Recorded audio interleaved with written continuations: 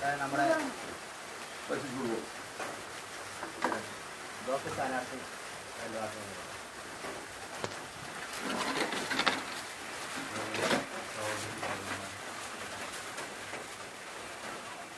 സ്ഥാനാർത്ഥി വന്ന് സംസാരിക്കും.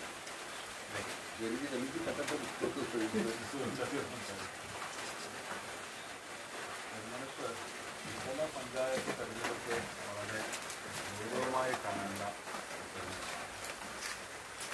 രാഷ്ട്രീയ പ്രവർത്തകർ സാമൂഹ്യ രംഗത്ത് ഇടപെടുക ഏറ്റവും സജീവമായി ഇടപെടുവാൻ ഉതകുന്ന വേദിയാണ് ത്രിതല ഗ്രാമപഞ്ചായത്ത്.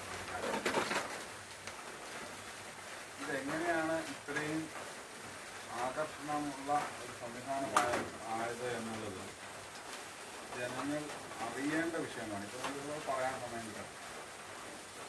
ജനകീയാസൂത്രണം വന്നതിന് ശേഷമാണ് ഗ്രാമപഞ്ചായത്തുകൾക്കും ബ്ലോക്ക് പഞ്ചായത്തുകൾക്കും ഒരു ബലമുണ്ട്.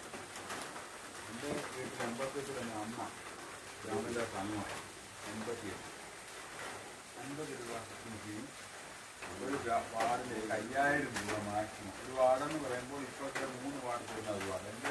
ഞാൻ താമസിക്കുന്ന വാർഡിലെ ഇപ്പോൾ 3 വാർഡിൻ്റെ ഭാഗം കൂടാണ് നമ്മുടെ ഒരു വാർഡ്. 10 വാർഡേ ഉള്ളൂ പെരിങ്ങൽ പഞ്ചായത്ത്.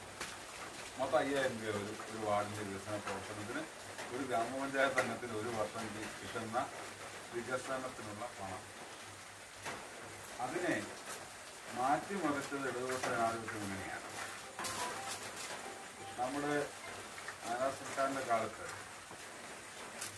അത് 25 ഇപ്പം 30 വർഷത്തിലേറെ ജനകീയാസൂത്രണ പദ്ധതി എന്ന് ആരംഭിച്ചത് തന്നെ എൻ്റെ പ്രദേശം